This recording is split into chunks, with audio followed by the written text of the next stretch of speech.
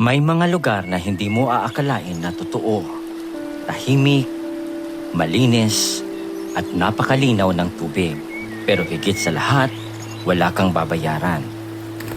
Ngayong araw, samahan niyo kaming tuklasin ang isang simpleng paraiso sa probinsya ng Mindanao. At ito ang Gingha River sa Calatngan, San Miguel, Surigao del Sur.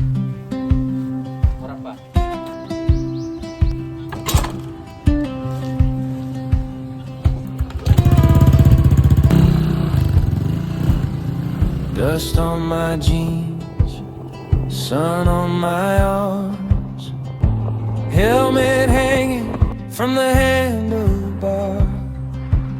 Small road, sweet wind, rice fields rolling by. I finally hear my own quiet mind. I ride my own way down this little highway, heart in the front seat, not in the back. I give love easy, but I'm learning slowly. I gotta love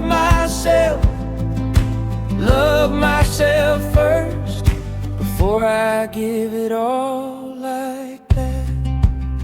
Nagkayayaan kaming mga magkaibigan na pumunta sa Gingha River. 3 motor, bawat isa may angkas. Burning leaves, grandma on the porch waves as I pass her street. Semana Santa ngayon at ramdam na ramdam ang tindi ng init. Kaya saktong-sakto ang lamig ng ilog na aming pupuntahan. Mula dito sa La Paz, Bayabas, Surigao del Sur, babiyahe kami ng humigit kumulang 30 minuto papunta ng San Miguel proper. At mula roon, another 30 minutes naman papunta ng Sitio Calatngan, kung saan sasakop ang Gingha River. Medyo malayo man ang biyahe, pero kung sobra namang kaganda ang pupuntahan, ay siguradong sulit ang bawat minuto. I gotta love myself first before I give it all like that. Dahil pahinog na ang mga palay sa gilid, along the way ay naaamoy na namin ito.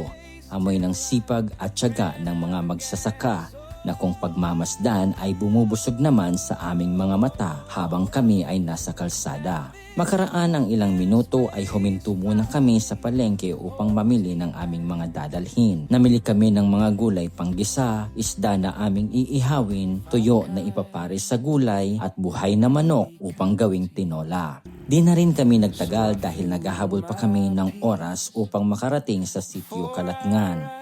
Papunta roon ay may sementado at disementadong kalsada.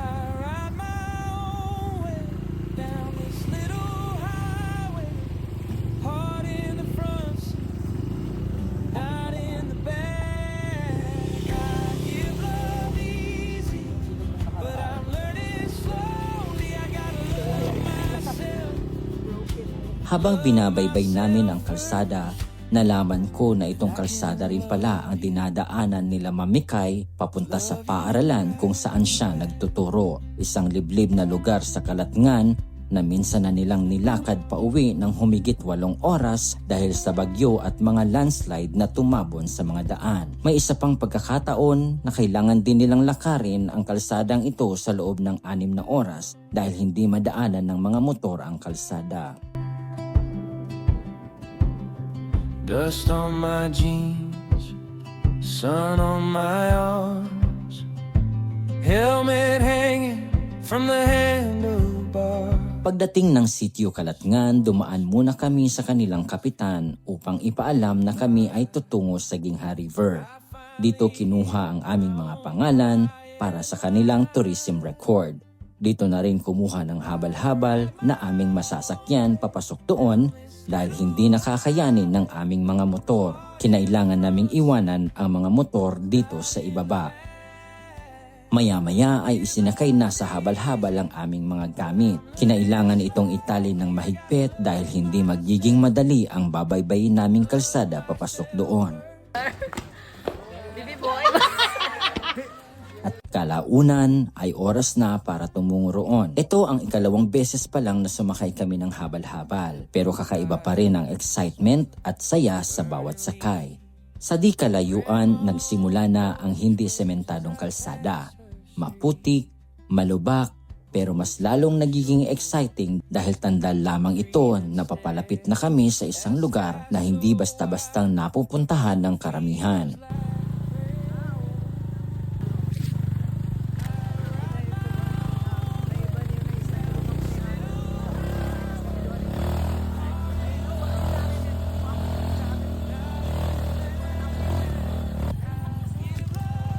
Hindi biro ang daan.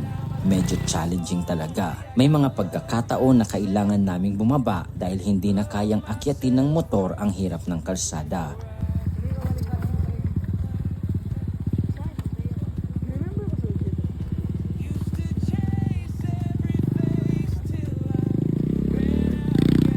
My gosh.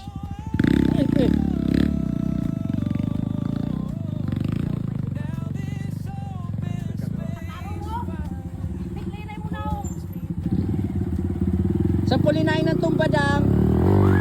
Hala, gagi ka. Gagi ka.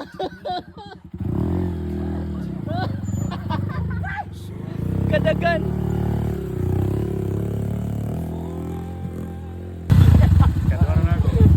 One, two, three. Go.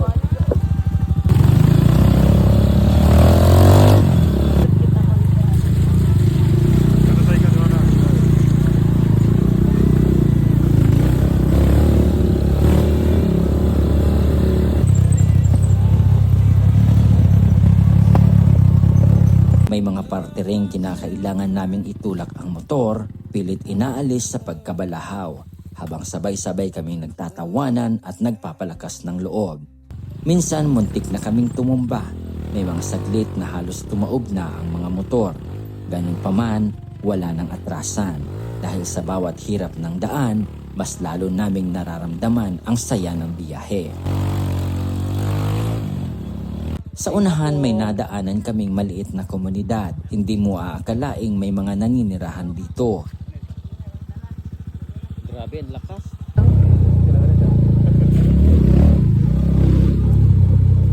Anong lugar to, ma'am? Tabon-tabon. Sa bigat ng sakay ng motor at sa hirap na rin ng kalsada, may mga oras na nasisiraan kami. Pero isang hila lamang sa preno Yun. ay ayos na ulit. Matapos ang halos 30 minuto na biyahe sa habal-habal ay narating namin ang bungad ng Gingha River. Wow. Siya guys, oh.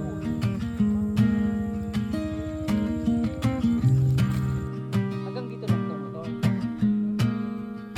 Jet ski. Dust on my jeans. Dahil magdidilim na, nag-set up na rin kami agad ng aming mga tent. Dito na kami magpapalipas ng gabi at kinabukasan na namin papasukin ang kahabaan ng ilog. Sa di kalayuan, nanguha kami ng prutas ng tambis, guyabano at gulay na pako dagdag sa aming lulutuing pang-ulam. Damuin pa ko. Ay, ladi. Tuwa namin na po. Makapil pa sa sakyan. Makapil kami? Oo.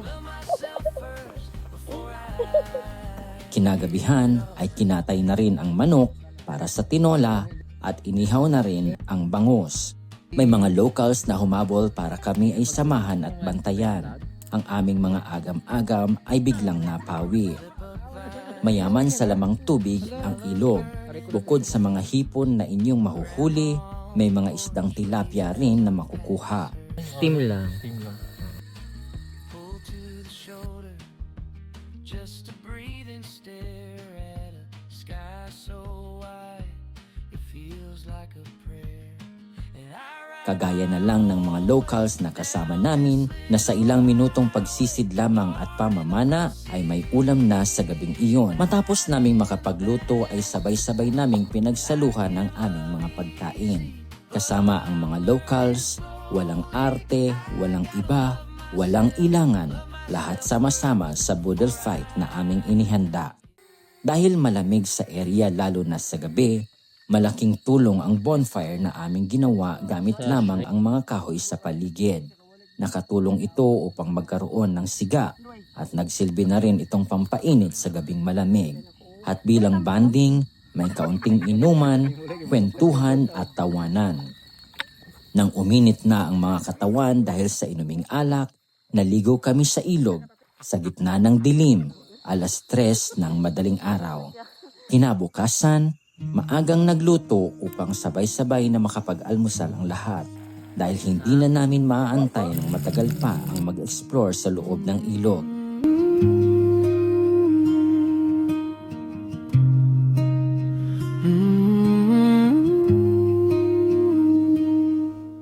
Tahimik ang umaga.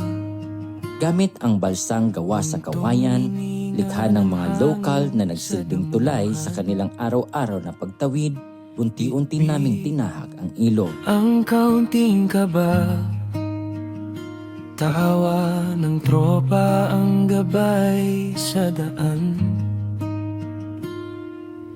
Humahawi ang mga puno habang Sa bawat hakbang at galaw ng balsa, dama mo ang simpleng talino at diskarte ng mga taong naninirahan dito. Una kong tanong sa sarili, ganito ba talaga kaganda ang daigdig? Sa linaw ng ilog, kita ang langit, parang hawak namin ang bawat Habang binabaybay namin ang ilog, unti-unting bumungad ang likas nitong kagandahan. Malinaw na tubig, tahimik na agos, at mga tanawing parang ipininta ng kalikasan. Saglit na huminto ang oras at hinayaan na lang namin ang sarili naming namnamin ang bawat sandali. Diyos, di na kailangan ng kahit anong iba. Hawak kang kaibigan. Ang mga pader, animoy patong-patong na papel, parang marahang isinulat ng kalikasan sa paglipas ng panahon. Bawat guhit at patong may kwento, hinubog ng tubig, ng hangin, ng mga taon na hindi mabilang. Sa unang tingin, simple lang, pero habang pinagmamasdan mo, ay mas lalo mong napapansin ang detalye. Ang lalim, ang kakaibang ganda nito. Obra na hindi ginawa ng tao, kundi likha ng buong may kapal. Sa huli, Sa linaw ng ilog, kita Kasi tignan nyo ang ganda. Tapos, dito kayo maglalagay ng lamesa. ng bawat sandali, bato sa Linaw ng tubig. Meron kayong source ng water doon. Tsaka doon. Kinukwento ang hiwaga ng paligid sa ganda ng kalikasan. Fossilized na po siyang kahoy. Hindi mga tawag na fossilized. Fossilized, no? Sa dibdib, sa ganda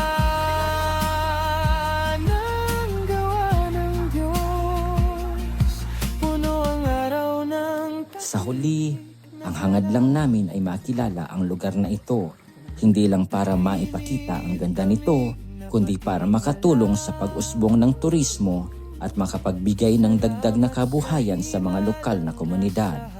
Ngunit kung dumating man ang panahong iyon, sana'y huwag nating hayaang masira ang likas na kagandahan nito dahil ang tunay na yaman ng lugar ay hindi lang nasusukat sa dami ng taong bumibisita, kundi sa kung paano natin ito inaalagaan para sa susunod na henerasyon at para manatili itong paraiso gaya ng unang beses natin itong nasilayan.